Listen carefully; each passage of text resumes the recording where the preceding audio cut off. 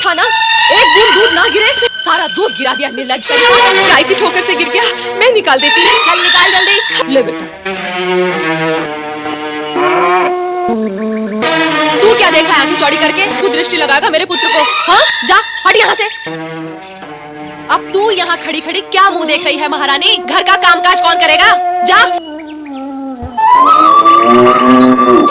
लो बहन, ये मिष्ठान है तुम्हारे और उपमन्यु के लिए, एक यजमान ने दिए हैं। लो, तुम और उपमन्यु खा लो। मिष्ठान, लड्डू। तुम्हें लाज नहीं आती? अपने पुत्र को मिष्ठान ना देकर पराये पुत्र को प्रसन्न कर रहे हो? हाँ, कैसे पिता हो? धिक्कार है ऐसे पिता पर। उपमन्यु क्या पराया है? मेरी बहन का पुत्र क्या पराया है? भांजे पराये होते हैं क्या? जग में पहले अपने पुत्र के लिए विचार करते हैं, भांजे के लिए नहीं। और ये दोनों माँ पुत्र, इन्हें तनिक भी लाज नहीं आती। इन माँ पुत्रों की आत्मा व्याकुल थी कि इस मिष्ठान पर आंखें गड़ी हुई है। हाँ? आज इन्हें दंड स्वरूप भोजन ही नहीं मिलेगा। हाँ, समझे? बेटा, भाग्य का लेखा कोई नहीं मिटा सकता। पुत्र उपमन्यु, तुझे दूध पीना है ना? तो शिव की आराधना कर, वे तुझे दूध का सागर प्रदान करेंगे।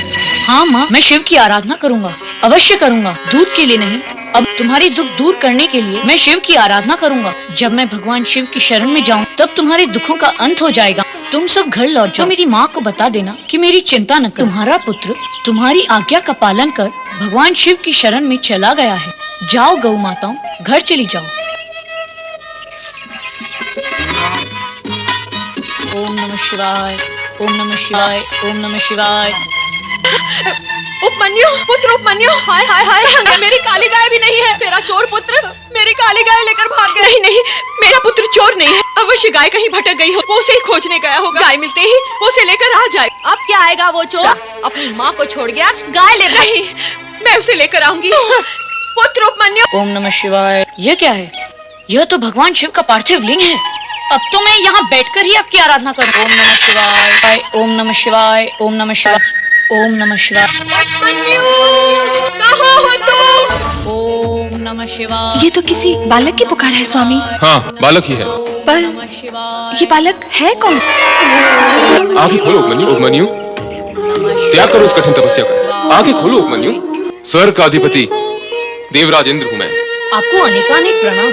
पर इंद्र महाराज, मैंने न तो आपकी आराधना करके आपको बुलाया और न स्वर्ग के सुख की कामना की। फिर क्यों आप मेरी आराधना में विघ्न डालने आ गए हैं? अरे भोले बालक, मैं तो तुम्हारा हित करने आया हूँ। पर ये तो बताओ कि तुम आराधना किसकी कर रहे हो? देवों के देव भोलेनाथ भगवान शिव की। उस भभूतधारी भूतनाथ की आराधना कर रहे हो तुम? इंद्र महाराज, मैं यदि कहूँ कि बड़ों का नाम बड़े आदर से लेना चाहिए, आपको लगेगा यह बालक बड़ी बातें कर रहा है। तीनों लोकों में पूजे जाने वाले भगवान शिव का नाम छोटे मन और खोटे शब्दों से ले रहे हैं। मैं तेरा हित सोच रहा हूँ बालक। मेरा हित सोचने के लिए भगवान शिव को अपशब्द कहना क्या आवश्यक है इंद्र महाराज? उन्हें अपशब्द कहना मेरा अभिप्राय नहीं। मेरा अभिप्राय तो केवल इतना है कि तुम्हें यह ज्ञान दे सकूं कि शिव की आराधना में अपना समय नष्ट न करो। तुम्हें तनिक भी लाभ होने वाला नहीं। तुम स्वयं सोचो, जिसके पास भभूत के अतिरिक्त तनिक कुछ भी नहीं, वो तुम्हें क्या देगा? देने लेने का विचार तो व्यापारी करते हैं इंद्र महाराज। मेरी माता और स्वर्गीय पिता ने मुझे यही ज्ञान दिया है कि इस जगत में शिव से श्रेष्ठ अन्य कोई वरदाता है ही नहीं, और माता पिता का दिया हुआ ज्ञान कभी असत्य नहीं होता। वो शमशान वासी और श्रेष्ठ वरदाता किस भ्रम में पड़े हो उपमन्यु? मेरे भ्रम के कारण आप क्यों चिंता में पड़े हैं इंद्र महाराज? अपना भ्रम मुझे प्रिय है। आपसे विलंब प्रार्थना है कि आप यहाँ से चले जाएं, मुझे शिव आराधना करने दें। अरे निर्बुद्धि, तू तो ज्ञान शून्य और अनुभव शून्य है। तुझे तो ज्ञान ही नहीं कि शिव कभी किसी का कुछ हित नहीं करता। मैं स्वर्ग का सम्राट, देवताओं का राजा, स्वयं तेरे पास आया हूँ तेरे दुख निवारण के लिए, तुझे स्वर्ग ले जाने के लिए, स्वर्गीय सुख सुविधाएं प्रदान करने के लिए। और तू है कि अपनी हट पर अड़ा हुआ है? अरे मूर्ख बालक, बड़े बड़े ऋषि मुनि ज्ञानी ज्ञानी भी निरंतर कठोर तपस्या करने के पश्चात स्वर्ग की एक झलक तक नहीं पा सकते, और मैं तुझे वहाँ का स्थान और सुख उपलब्ध करवा रहा हूँ।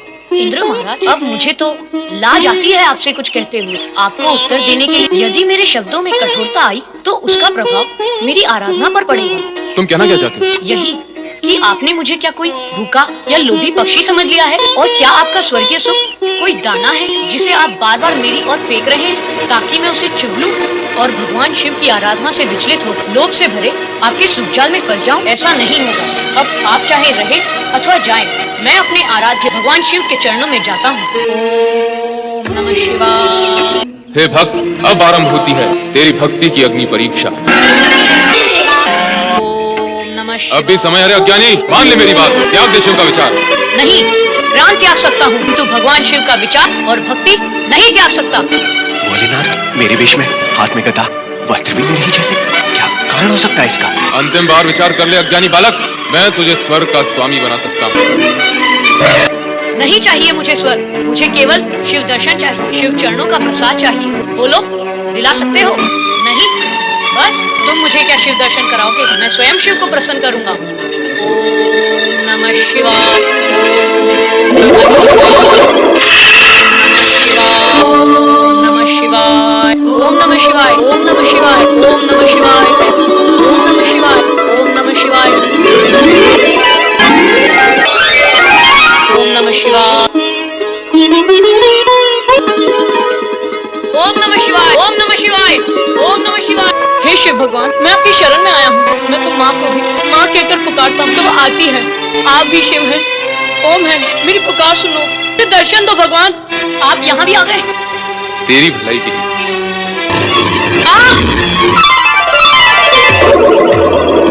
प्रिय उपमन्यु, प्रभु मेरे भोलेनाथ, प्रिय भक्त उपमन्यु, मैं तुमसे अत्यंत प्रसन्न हूँ। आओ पुत्र उपमन्यु।